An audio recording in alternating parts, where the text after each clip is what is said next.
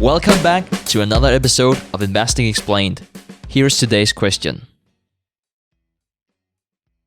The relative strength indicator that you refer to here measures the magnitude of a recent price change.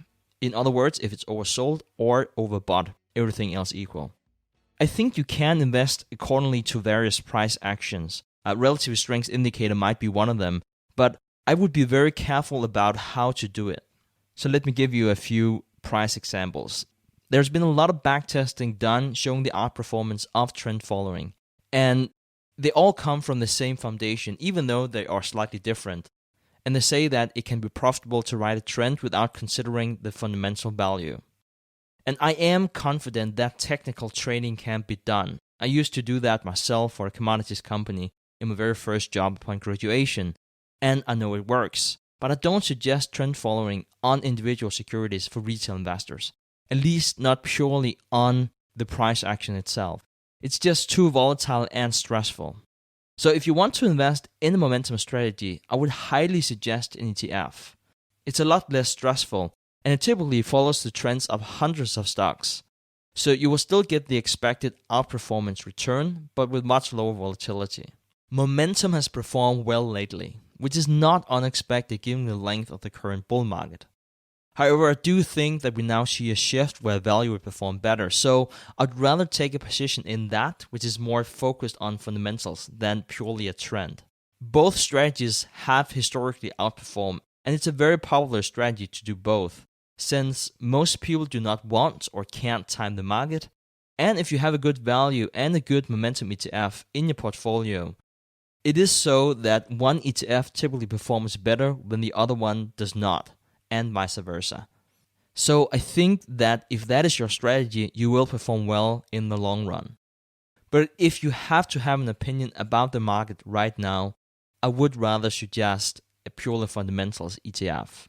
However, to your question, I always check the momentum and price action of individual stock before I buy it, and I want that trend to be positive.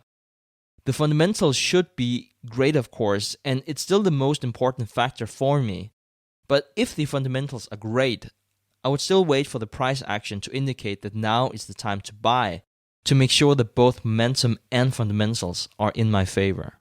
It's kind of funny because Stig and I see very eye to eye on this one. All of his comments, I completely agree with what he's saying. I want to particularly highlight the idea where he was talking about using ETFs more with momentum than individual companies.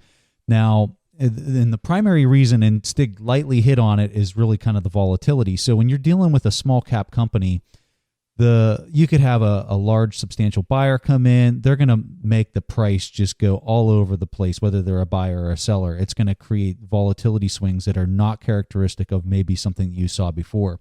Or maybe a corporate buyer comes in and is adjusting that price in a major way.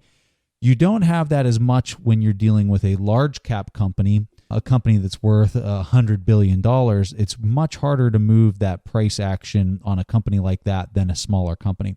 And so therefore, if it's a substantial basket of stocks and it has a huge market cap and that volatility has shifted outside of normal volatility, I think that's a good indicator of something that's either telling you whether it's going to be a green as far as it going up or a red and that it's going down.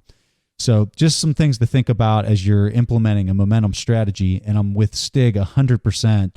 I focus much more on the fundamentals and then kind of take a peek at the momentum to confirm whether I think that the trend that I'm looking at has reversed and now it's in a buy long position. And I'm particularly looking at using momentum for long positions.